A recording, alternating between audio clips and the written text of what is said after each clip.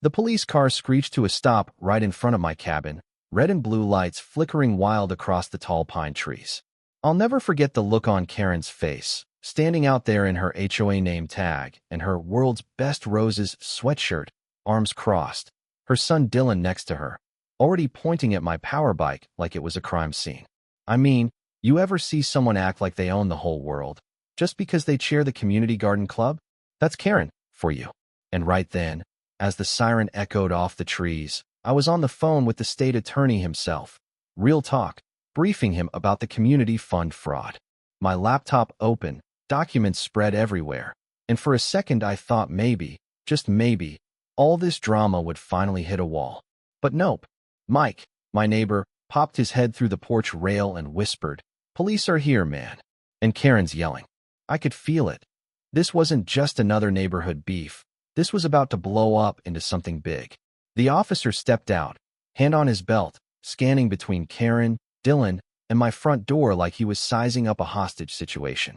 Before I could even open my mouth, Karen started hollering, "That man's threatening my son. He refused to give him the bike, and he's got something illegal in there." I'm telling you, my heart was doing laps. But let me back up a sec. 3 days before all this circus rolled in, life was, well, not exactly peaceful, but quieter. I'd moved to Brookside County for a break, a little peace after city burnout. My cabin sat just on the edge of the HOA's territory, not even officially in their jurisdiction. But my driveway touched their road, and somehow, that was enough to make me a target. Karen made it her personal mission to welcome me. She'd brag about being resident of the month for Roses by the Gate. Her son Dylan, a terror on wheels, always speeding on that dirt bike, yelling at folks to get out of his way. My power bike, though, custom-built, chrome so clean you could eat off it, was my escape, my pride. That's what got this mess rolling. One evening, Dylan caught a look at it in my shed. Kid comes stomping up. "Hey, old man, how much for the bike?" "Old man, I'm 42. It's not for sale, kid." He snickered. "Everything's for sale. Name your price." "Not this time. Go home." Simple. Or so I thought. 2 hours later, Karen herself knocked, arms folded.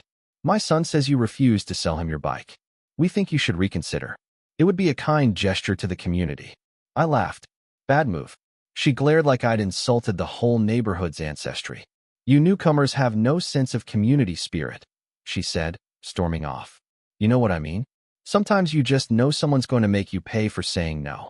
2 days go by, and then the state attorney's office calls me. Turns out, they need evidence. HOA's money for park repairs, rerouted to Karen's husband's construction company. All pretty as you please. I agree to help, and somehow Karen just gets weirder, whispering to neighbors, watching from her porch, watering flowers for the 5th time a day. It was only a matter of time before she made a move. Back to the police showdown. While I'm still on the phone with the attorney, Dylan stomps up, demanding the bike again. I tell him to leave. He huffs, says his mom will handle this. 10 minutes later, sirens. Whole neighborhood gathers to watch as Karen spins a story about how I'm dangerous, uncooperative, and traumatizing her son. Then Dylan sprints at my bike. The officer yells, "Hey kid, stop." Too late. Dylan grabs the handlebars, tries to show off, hits the throttle, and the thing bucks forward, smashing right through Karen's precious rose bushes. The crowd gasps. Karen wails like a siren. "My roses. My award-winning roses." The officer manages to grab the bike before it plows into the porch. Dylan's in the dirt, sneakers caked in mud. Suddenly, everybody's looking at me like I'm the one who ruined prom night. Karen points, trembling. "See, officer? He provoked my son. He planned this." The officer, poor guy, just stares at her. "Ma'am, your son just stole his bike. He was borrowing it. Everybody knows Jake doesn't care about this community. He's hiding something." She means the state investigators. Of course she does. I start to explain, but Karen's on a roll, demanding a search of my cabin. Half the crowd's nosy neighbors, the other half just embarrassed to be outside. The officer tries to settle it, but before I can get a word in, Dylan jumps up, covered in mud, shouting, "This isn't over." And then, right on cue, a black SUV creeps up, 3 suits step out, flash badges, state attorney's public integrity unit. Karen practically runs over, wailing about her destroyed roses and suspicious materials. But the suits? Cool as ice. Ma'am, please step back to your property. Karen freezes for once. Dylan pulls out his phone, filming. Mr. Matthews, may we speak inside? Brooks, the lead suit, asks me. Inside, they see my evidence. Every sticky note, every bank statement, every backup. I pour water, walk them through the shell companies, the fake invoices, the playground equipment that never arrived. I tell them, I just wanted some peace. But when people take money from kids' swings and shade trees, it gets to me. Ms. Chun, another agent, says, empathy's not weakness. It's clarity. For the first time in days, I feel like someone's actually listening. They lay out the plan. Evidence goes to the county. Keep my mouth shut. Expect pushback. Smear campaigns come before subpoenas, Brooks warns. Don't answer strange calls. Don't let anyone in without paperwork. Someone tried to warn me already. I tell them. An anonymous call, low voice. Chin says, might be someone trying to scare you or help you. Mike offers to keep a backup in his basement, locked up with my grandma's recipe book, he jokes. I hand over the boxes. We seal them. The team drives off with one set. Outside, Karen tries to wave them down. No dice. Dylan scowls, filming me. You made us look bad. I tell him, you made yourself look bad, kid. But you can fix it. Karen drags him inside, hissing that I'm manipulating him. After the chaos, Mrs. Green, our older neighbor, brings over cookies and a quiet apology about the poster she didn't believe. Kindness gets forgotten when fear shows up, she says. I help a couple of kids fix their bike chain. Gentle beats hard when it comes to chains, I tell them. Mike teases I'm building fans. I just want neighbors, I say. That night, I grill hot dogs, leave a plate for Mike. The attorney texts, good work. Keep doors locked. By 8 p.m., the power goes out, just my cabin. Karen's lights are on, Mike's too. Someone cut my power. My heart thuds, not panic, but that heavy, careful beat you get when things turn. Out by the shed, I hear movement. Two figures, one in a hoodie, the other older, trying to steal my power bike. Stop, I call.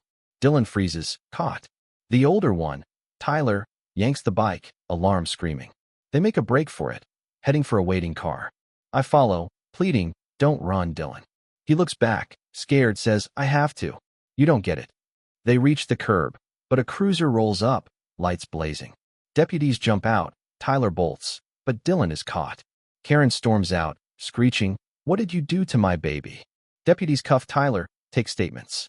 The power bike is trashed, but evidence is safe. The state attorney's team warns me, move the backup files tonight. Whoever tried this isn't done. Mike stands guard, and that night, as news spreads, Karen puts up posters for a neighborhood safety meeting, aimed at me. At the clubhouse, she leads the witch hunt. This outsider brought criminals here, she cries, waving her poster. I step forward. Last night, someone tried to kill us. The state attorney's office has the evidence. The room erupts. Brooks and his team arrive, lay out the financial crimes, the shell companies, the money trail. Karen denies, but the documents don't lie. Dylan, shaking, stands up. Mom, you told Tyler to scare Jake. You said nobody would get hurt. Chaos. Deputies step in. The sheriff reports the getaway car was found burned. Now the whole county's involved. Racketeering, conspiracy, fraud. Karen and Dylan are taken into protective custody. Her husband's company is rated live on the news. The debt men, mobbed up muscle from out of state, start getting arrested. Tyler Mason, the missing link, finally turns himself in, lays out the whole network. Bankers, contractors, city councilmen. One night, just as I start to feel safe, power cuts again. Three shapes move through the trees, coming for the last set of evidence. Mike stumbles into them, flashlight and thermos in hand. Funny thing, this is my friend's place. The deputies arrive just in time. Arrests follow. Karen testifies in court, hands shaking, but steady. She tells the truth about the money, the threats, the night she tried to scare me off. In the end, it wasn't about a bike, or even the HOA. It was about how greed finds cracks in quiet places, how fear can make good people turn, and how sometimes you need the whole neighborhood to stand up. Loud, not quiet, when it matters most. The news calls it the biggest fraud case in county history. Dylan shoots hoops alone now. Karen's roses are growing back, and at night, Mike and I sit on my porch, coffee cooling between us. Quiet isn't empty. Sometimes it means you made it through the storm. So what do you think? Was it justice, or just another chapter? Where are you watching from? Would you have stood up, or kept your head down? Drop your thoughts below. Let's hear what you'd do if your quiet street turned into the wildest story in town.